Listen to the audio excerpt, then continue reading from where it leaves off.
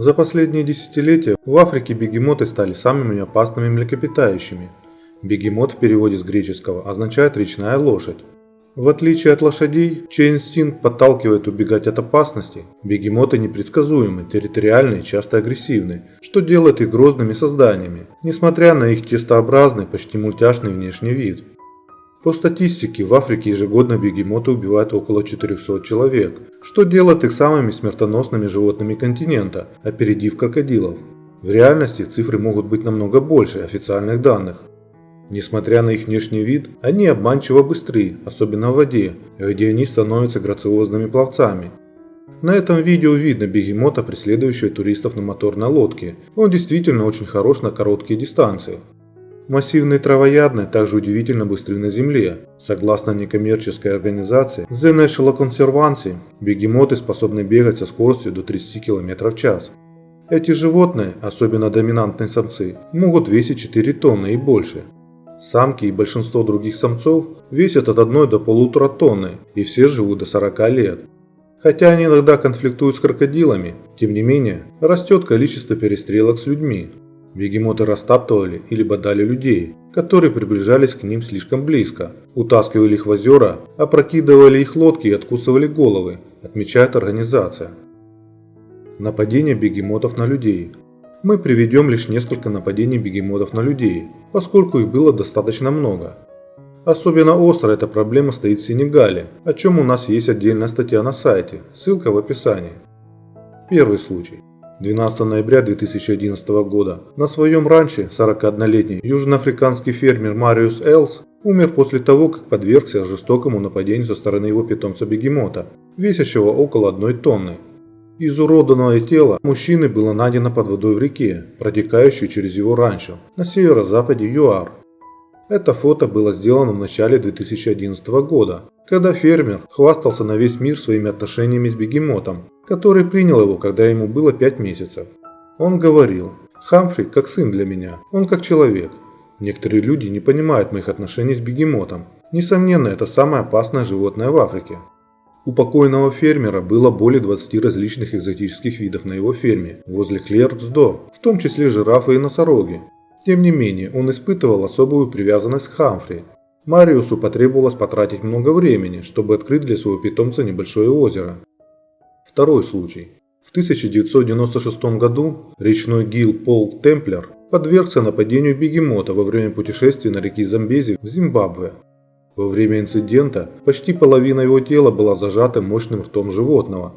Тогдашний 27-летний речной гид был с группой туристов и учеником-экскурсоводом всего в полумиле от водопада Виктория. Один из участников маршрута немного отстал от товарищей и оказался окружен десятком огромных бегемотов. Возглавлявший группу Пол Темплер ринулся к окруженному, получившему бегемотов другу, попытался вытащить его из воды. «Я знал, что мои ноги были в воде, но моя верхняя половина была почти сухой», – вспоминал он. «Я, казалось, попал в какую-то слизистую ловушку.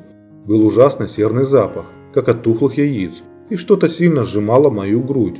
Мои руки были обездвижены, но мне удалось освободить одну руку, и я почувствовал своей ладонью жилистую щетину на морде бегемота. И только тогда я понял, что был в воде, во рту до самой талии».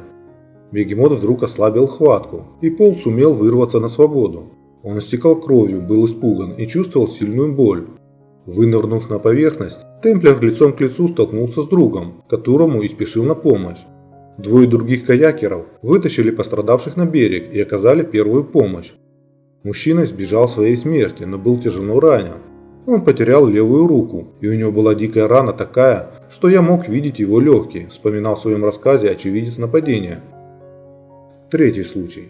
Рыбаку Эноку Романо ампутировали ноги по колени. Он получил глубокие раны, когда был раздавлен бегемотом. Он рыбачил с другом на берегу озера Найваша, когда бегемот напал на них обоих. Медсестра Сьюзан Камау сказала, что они были доставлены в больницу в тяжелом состоянии, а ноги Эноку были полностью раздавлены.